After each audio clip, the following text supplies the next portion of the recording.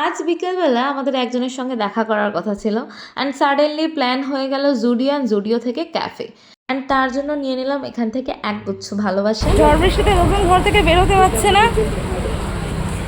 আর আমরা বেরিয়েছি ক্যাফে ডেটে।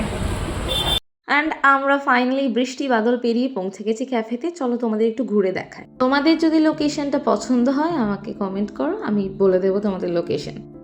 হ্যালো শবনম দি, হাই জেমিমা, হাই সুচি, হাই সঞ্চারি।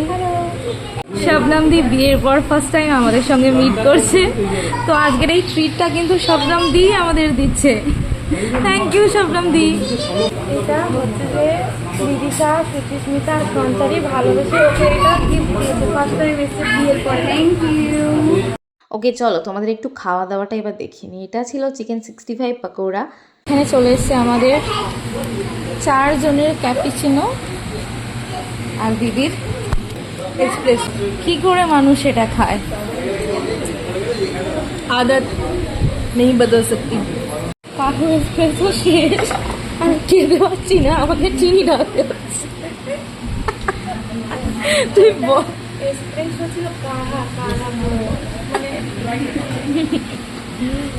क्या জানো তুমি জানো তো। আচ্ছা ওকে চলো, তো এখানের পর্ব শেষ। এবারে আমরা আমাদের একটা রেগুলার জায়গায় যাব। তুমি ওদিক থেকে এদিকে চলে এসছো, আর আমরা ওদিকে খুঁজছি, আমরা ভাবছি দোকান বন্ধ, চলে যায়। আমরা ঘুরেই যাচ্ছিলাম দোকান বন্ধ। এই যে পাপড়ি চাট, তোমরা আমার অনেক ব্লগে দেখেছো আমরা যখনই বেরোই আমরা এই পাপড়ি চাট খাই। তাই আজ আমরা শবনম দিকেও টেস্ট করাতে নিয়ে গেলাম।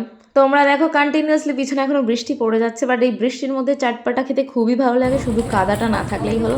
অ্যান্ড দেন আমরা ফিরে যাচ্ছি, আর আজকের ব্লগটা এটুকুই।